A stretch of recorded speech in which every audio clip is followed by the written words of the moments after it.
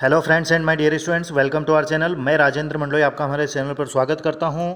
और आज का हमारा वीडियो है baseline test class 10th English के पेपर का एनालिसिस हम आज के इस वीडियो में करने वाले हैं। ठीक है दोस्तों, तो चलिए शुरुआत करते हैं। 60 मिनट का इसमें आपको समय दिया गया था इंग्लिश सब्जेक्ट में और 40 अंक का पेपर था। ठीक है दोस्तों, तो ये जो निर्देश दिए गए ये तो आपने पढ़ ही लिए होंगे।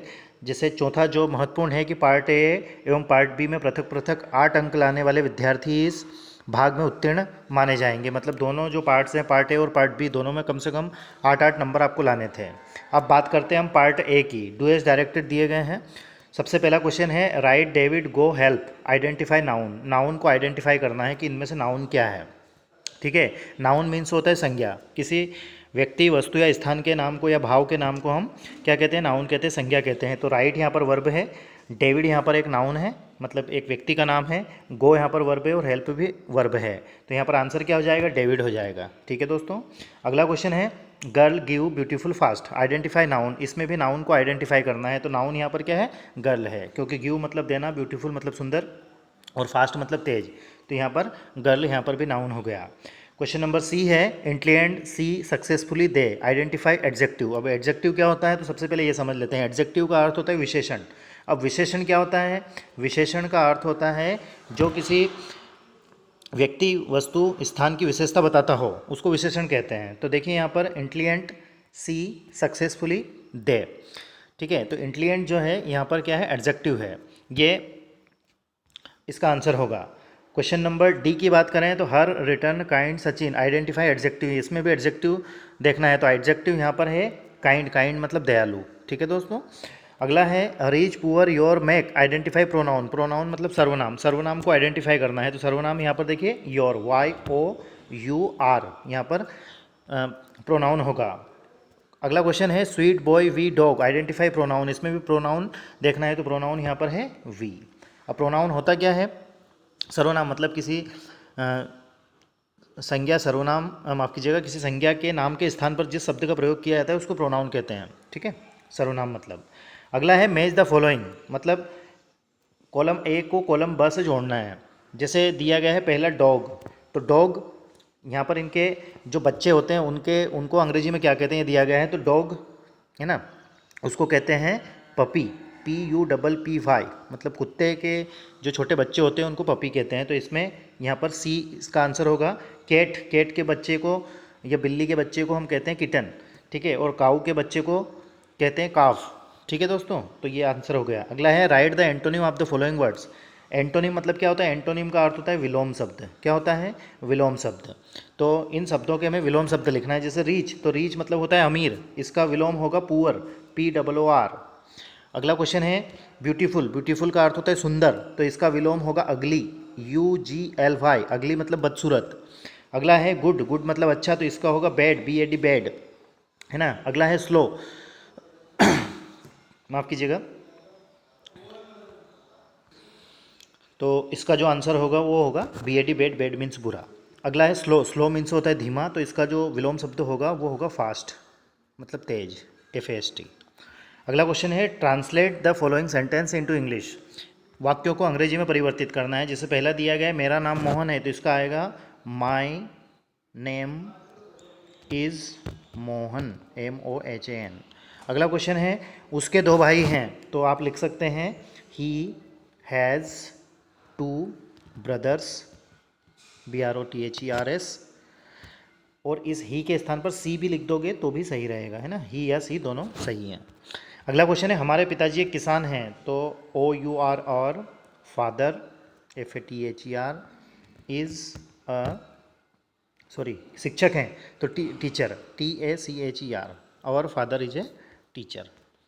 नेक्स्ट क्वेश्चन की ओर चलें। डू एज डायरेक्टेड लिखा गया है। डू एज डायरेक्टेड में पहला क्वेश्चन है write the comparative degree of following adjectives. ये यहाँ पर एडजेक्टिव दिए गए हैं, इनकी हमें कॉम्परेटिव डिग्री लिखना है। तो सबसे पहले मैं आपको बता दूँ कि डिग्री जो होती है वो 3 प्रकार की होती है। एक होती है पॉजिटिव डिग्री, ठीक है, दूसरी होती है कॉम्परेटिव डिग्री, और तीसरी होती है सुपरलेटिव डिग्री। ठीक है, अब डिग्रियाँ क्या होती है? जैसे आपने पढ़ा होगा कि गुड, बेटर और बेस्ट। तो तो ये गुड जो है ये पॉजिटिव डिग्री है, बेटर जो है ये कॉम्परेटिव डिग्री है, और बेस्ट जो है ये सुपरलेटिव डिग्री है। तो हमें जैसे बैड है तो बैड की कॉम्परेटिव डिग्री लिखना है, वाइज की कॉम्परेटिव डिग्री लिखना है, हैप्पी की कॉम्परेटिव डिग्री लिखना है, यूज़फुल की।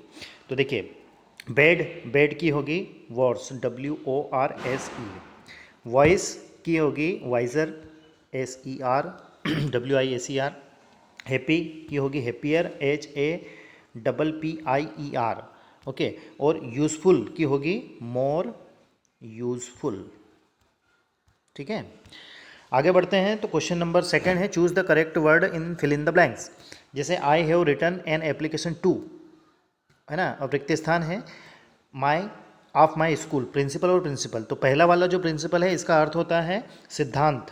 क्या अर्थ होता है? सिद्धांत। और दूसरा वाला जो प्रिंसिपल है PRINCIPAL, प्रिंसिपल, इसका अर्थ होता है प्राचार्य। तो इसका राइट आंसर होगा प्राचार्य, है ना, प्रिंसिपल। दूसरा है my brother went to market to buy rice और राइस। तो RIC राइस मीन्स होता है चावल, और RISE राइस मतलब होता है उदय होना या उठना। तो मेरा भाई मार्केट गया क्या खरीदने के लिए? चावल खरीदने के लिए। तो RICE इसका आंसर होगा। अब पार्ट बी की ओर चलें। आपका ये बेसलाइन टेस्ट कैसा रहा ये भी आप मुझे कमेंट्स करके बताएं, और ये वीडियो यदि आपको अच्छा लगे तो भी प्लीज़ कमेंट्स कीजिएगा। हमारे चैनल के माध्यम से क्लास 10th की इंग्लिश को भी हम कवर कर रहे हैं, जिसमें हमने 4 से 5 चैप्टर कंप्लीट कर दिए हैं और क्वेश्चन आंसर भी हम कर रहे हैं। ठीक है दोस्तों, तो वो वीडियो यदि आपने नहीं देखे हैं तो उन वीडियोज़ को जरूर देखिएगा, मैंने प्लेलिस्ट बना दी है। Punctuate and correct the following. Punctuate का अर्थ ये है, मतलब आपको यहाँ पर जो भी आवश्यकता हो, जैसे अल्पविराम, पूर्ण विराम, क्वेश्चन मार्क, तो वो आपको इन वाक्यों को सही करना है। जैसे Ramesh has not bought a pen for me, तो रमेश एक नाउन है, तो यहाँ पर इसका आर जो है वो कैपिटल आएगा फर्स्ट लेटर, तो ये हो जाएगा रमेश, और पूरा वाक्य ऐसा कैसे ही। अगला क्वेश्चन है, सुनील, अंकिता, मोहित हैव डन टू दिल्ली। अब सुनील जो है ये भी एक नाउन है, नाम है, अंकिता भी एक नाम है, मोहित भी एक नाम है, और दिल्ली ये भी एक नाउन है। तो इनके सभी के फर्स्ट लेटर जो है वो कैपिटल होंगे। जैसे सुनील का फर्स्ट लेटर हो जाएगा कैपिटल, फिर उसके बाद में आपको कॉमा लगाना है क्योंकि इन दोनों नामों को सेपरेट करना है। तो यहाँ पर हो जाएगा अंकिता का कैपिटल लेटर, ठीक है, अल्पविराम दोनों के बीच में लगाने के बाद, फिर आएगा एंड, मोहित का कैपिटल लेटर लिखेंगे, हैव डन टू दिल्ली। अब दिल्ली का भी कैपिटल लेटर आपको लिखना है, ठीक है। तो ये पंक्चुएशन हो गया। अगले क्वेश्चन की ओर चलें। Pick the odd one out, odd one out, odd one, इस क्वेश्चन को यदि हम समझें तो इसका अर्थ होता है कि जो इनमें से विषम है उनको अलग निकालना है, मतलब वही आपका आंसर रहेगा। ऑड मतलब होता है विषम, जैसे बेस्ट, वर्स्ट, मोस्ट, इंटेलिजेंट और टालर। तो देखिए यहाँ पर ये सब क्या है, जैसे बेस्ट, वर्स्ट, मोस्ट और मोस्ट इंटेलिजेंट, ये एक ही शब्द है ना, ये तीनों सुपरलेटिव डिग्री है, और टालर जो है ये कॉम्परेटिव डिग्री है, तो यहाँ पर आंसर हो जाएगा टालर। अगला है मंडे, जनवरी, सितंबर और मई। तो मंडे एक दिन का नाम है, जनवरी, सितंबर और मई ये जो है महीनों के नाम है, तो यहाँ पर ओड क्या हो गया? मंडे हो गया, मतलब इन तीनों से अलग है। अगला है पंजाबी, हिंदी, बंगाली और इटली। तो पंजाबी, हिंदी, बंगाली ये भाषाएं हैं, तो इटली यहाँ पर ओड हो गया।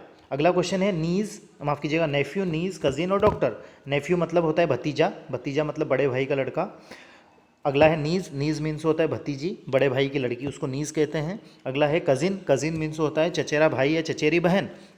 तो ये तीनों जो हैं ये रिलेशनशिप से बात हो गई। और अगला है डॉक्टर, जो कि अलग है, तो यहाँ पर आंसर हो जाएगा डॉक्टर। अगले क्वेश्चन की ओर चले। Fill in the blanks with correct alternatives. जैसे it is raining outside, take umbrella.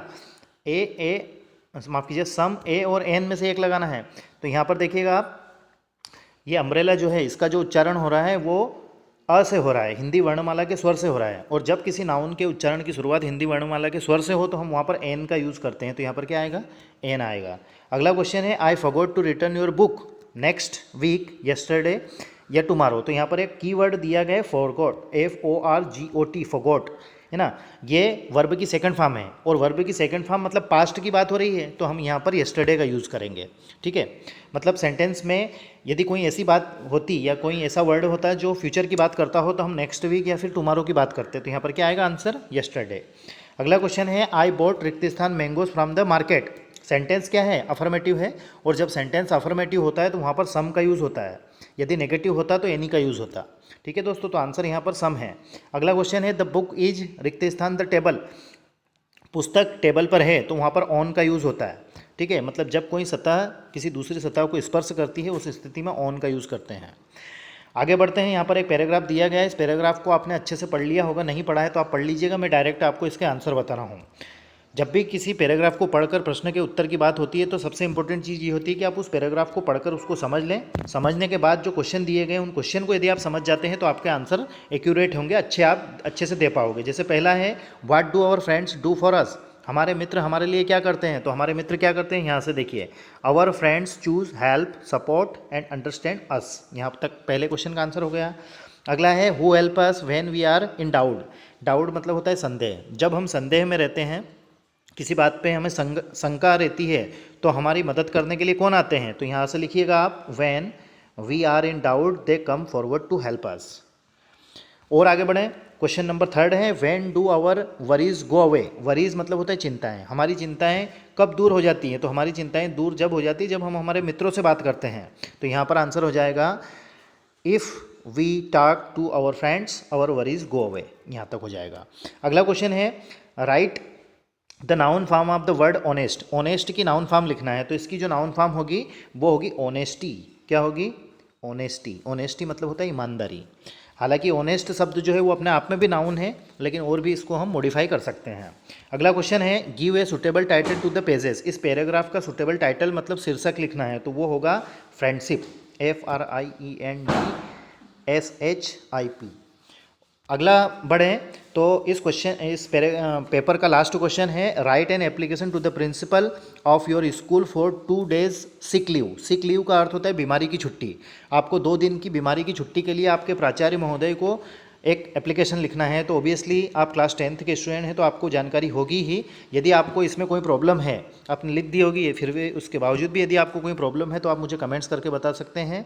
आप यदि आपके कमेंट्स आते हैं तो मैं आपको इसका सॉल्यूशन भी प्रोवाइड करने की कोशिश करूँगा। ठीक है दोस्तों, thank you very much for watching, stay home, stay safe and please take care of yourself and don't forget to share with your friends, relative and classmates. Thank you once again.